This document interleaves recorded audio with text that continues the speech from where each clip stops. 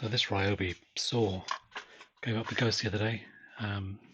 Just smoke pouring out, and then it just stopped. Obviously, it's burnt out the motor or motor windings. It's an LCS-180 by the looks of it, but it's 18 volt 1 plus circular saw. Looking at this, I've actually had it since 2011, June 2011, so it hasn't done too badly, but it's been getting worse for the last few months. I've noticed I thought it was the blade was wearing out, but the blade looks absolutely fine. So I think it was actually the motor starting to fail some time ago. But so I finally gave up the ghost the other day, just as I was about to do an important job. So I ended up going up and just buying another one, or at least the slightly updated version, which is pretty much the same. There's not a lot different. I'm not sure whether the model number's different. Let's have a look. Yes, this is the new one, and so it's virtually identical. I mean, functionally it's the same.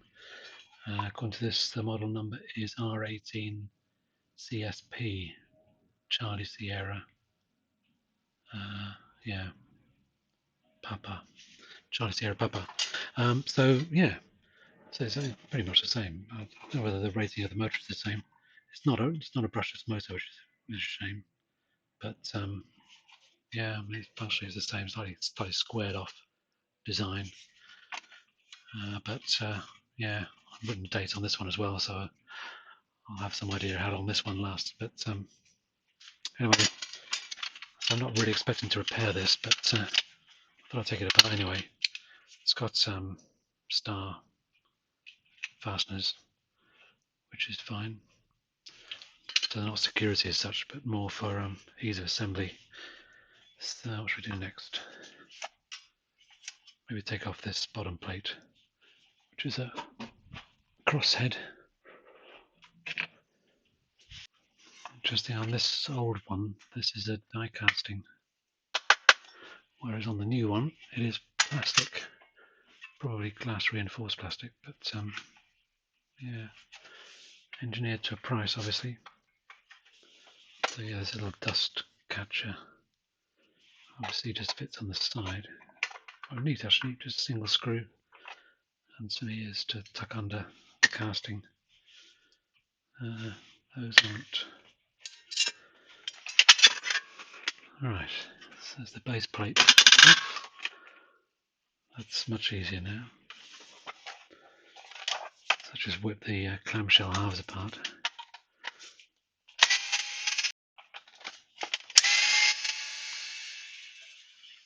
I'm not expecting there to be anything in here really. There's no need for any electronics. I don't think it's no, there's no speed control. So I'm assuming it's just a micro switch.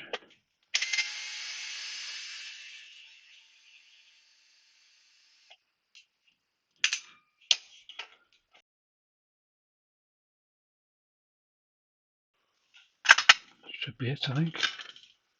Unless there's anything hidden anywhere. Oh, there is, of course, down the end of this handle.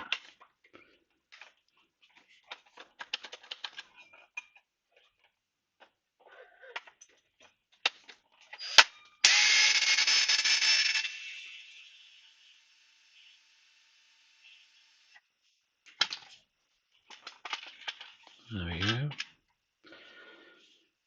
Leave all the screws in situ. Ooh, a bit dusty in here. So as with these tools, I never seem to have any dust protection on them. I guess there's dust extraction on this, but that's about it. So what have we got? Yeah, I mean, it's just a on-off switch with a safety button up here. I mean, very thin wires. And that's for the battery, so yeah, just battery straight to the motor via the switch. So very simple. Why it costs 80 quid, I don't know. Reduction gear, just single stage by the looks of it. But let's get the motor out.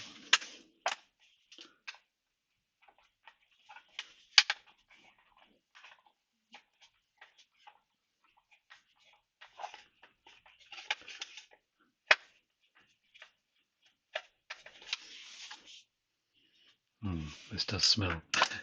Distinct burnt electric smell.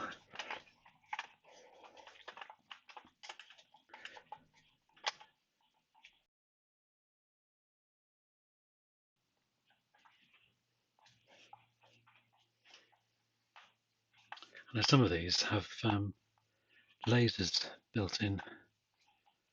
I've got a jigsaw which does have a laser.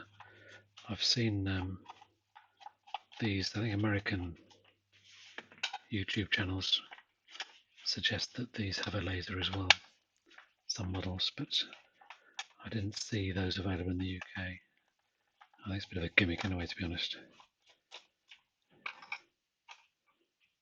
Something else to go wrong. Right, we're getting there. So it's obviously held in now by this.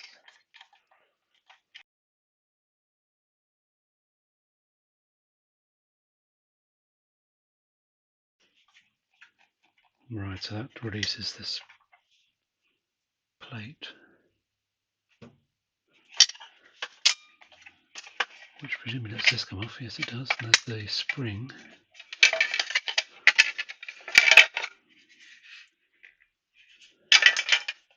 Yeah, the spring's just got a little hook on it, which hooks into the plastic here, and presumably into somewhere else. There we go. It's got a straight section that goes into the casting here. Just some slots moulded into the housing to trap these wires and keep this relatively dust free on this side, but certainly not dust free on this side. Again, very simple. This battery connector just slots into there, into the moulding. Again, nothing clever at all.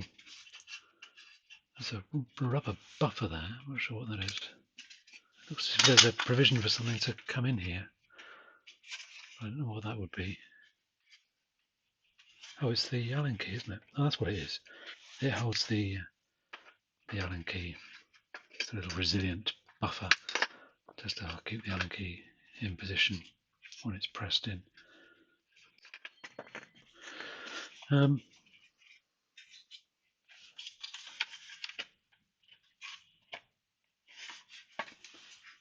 I just realised what this might be. It might be this button holding it up.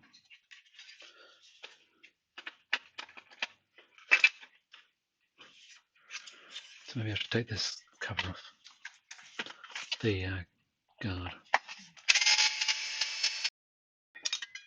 There we go. There's the oops, the locking mechanism to locking the spindle. I see some kind of dog on there that just engages with the spindle itself. So I think that's what's holding it up. I think I'll take this out. This will now drop out. Wrong. Oh, there we go. Yeah. So that is what it was. So, a bit gnarly. Oops, what's that? That's part of the locking mechanism. By the looks of it. Oh, it is actually dust protected. There's some felt. And there's little, looks like printed circuit board type material, but it's not actually. It's softer than that. Anyway, it's just a little seal that seals this locking bar, which goes in there, seals that bar. So that's good. I made some attempt to keep dust out of the gearbox. So yeah, single stage gearbox, little pinion on the motor, and a larger gear on the spindle, which I'm just really about 20 to 1, I would guess, maybe a bit less, 15 to 1. Just looking at the relative diameters. Looks like this should come off.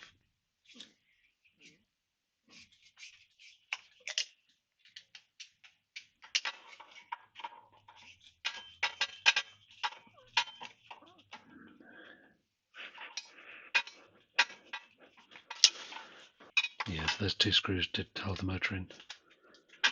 A nice chunky little beefy motor, a nice solid pinion. Pinion shows some wear. There's obviously a metal gear on the other side. In here, yeah, very freely moving. Beautiful bearing. Nicely running, I guess, after all these years. And it's very clean in there as well. And that doesn't look to be sintered to me. It looks like a machined part, but it is showing some wear. Quite distinct thinning of the teeth here on this pinion. Anyway, it looks as if this is the problem, but that could be replaced, couldn't it? There's no grub screw on the pinion, so I guess it must be pressed on, which might make things a bit difficult.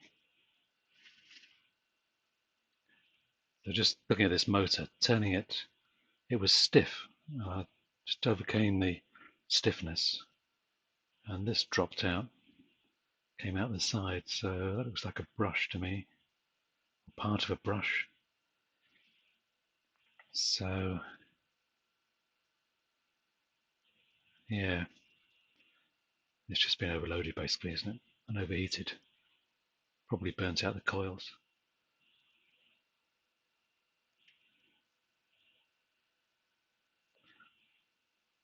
It's like these are soldered on. I thought it was a blade connector, but it's not. Nicely protected though with this bit of silicone stuff on it.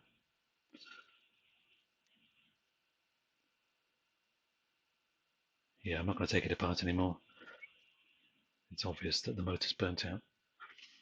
Not practically repairable, really, I don't think, and not worthwhile anyway.